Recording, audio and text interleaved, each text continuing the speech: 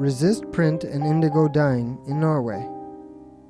Indigo dyeing is part of a dyeing trade, a trade which has experienced a dramatic decline in the last 50 years throughout Scandinavia, as has the textile industry as a whole. Newer and less expensive production markets took over, and textile dyeing was one of the first to go.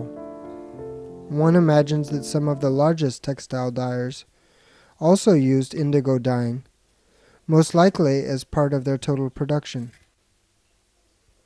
I was very surprised when I discovered the print block collection at the Trøndelag Museum, a public museum here in mid-Norway which holds over 2,000 printing blocks, of which 200 to 300 are typical indigo printing blocks.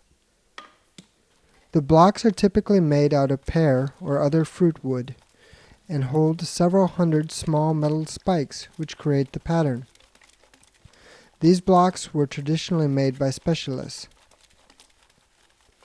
The blueprint belongs to the resist print techniques like batik, i.e. one prints with a sticky paste, the so-called pap, onto textiles made of linen or cotton. The resist paste prevents the blue dye from impregnating the cloth, and after having been washed in a mild acidic bath, leaves the intended pattern. The museum contains what is probably one of the finest and most advanced printing block collections I have ever seen, where the patterns contain up to 6,000 small metal pins spread across a 15 by 23 centimeter sized area.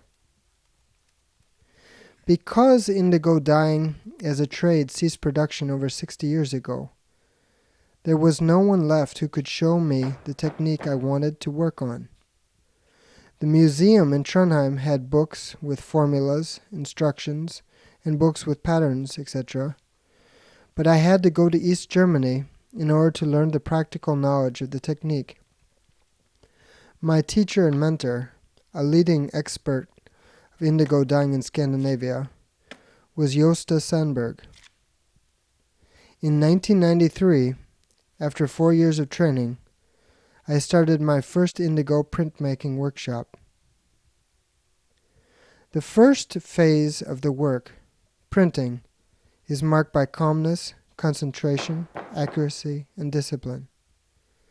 The work atmosphere is almost meditative. Breathing and printing have to be in harmony in order to achieve a good result. The pap is a resist paste made of gum, kaolin, tallow, clay, and lard, mixed and cooked together until it becomes the resist paste which one prints with. In the old days, people added metal salts which are no longer used today because they are environmentally damaging. I spread the pap across the printer's tray and then transfer it onto the printing block. Transferring the right amount of pap again and again, each and every time, onto the block is one of the greatest skills. Every print is repeated rhythmically onto the stretched out cotton cloth.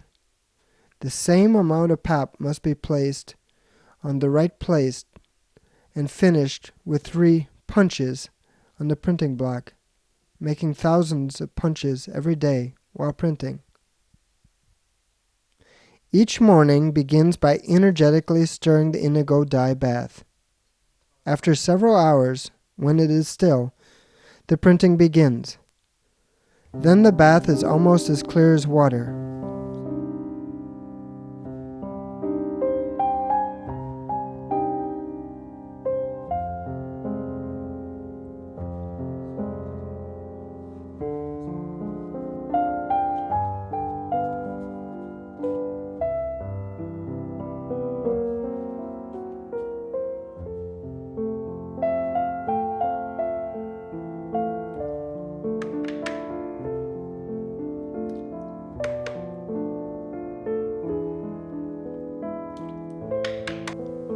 The old indigo printing shops had fantastic star-shaped frames, which were flexible and could be adjusted according to the size of the textiles they wanted to print.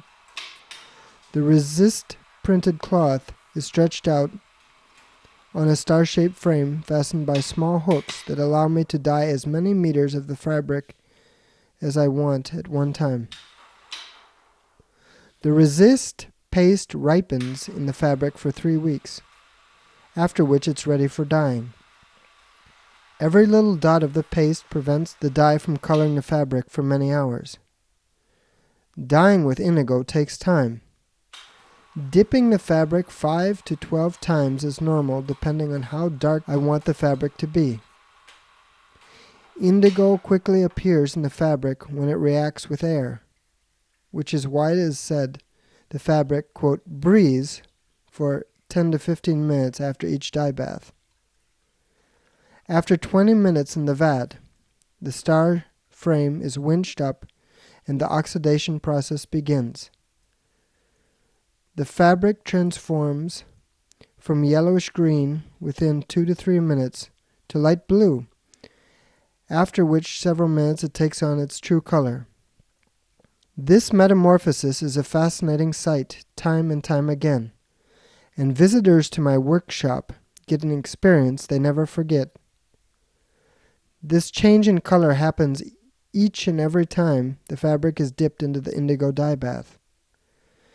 Despite that the fabric is already light blue, when it emerges from the next bath, it again comes up green and transforms back into blue, again and again, darker and darker.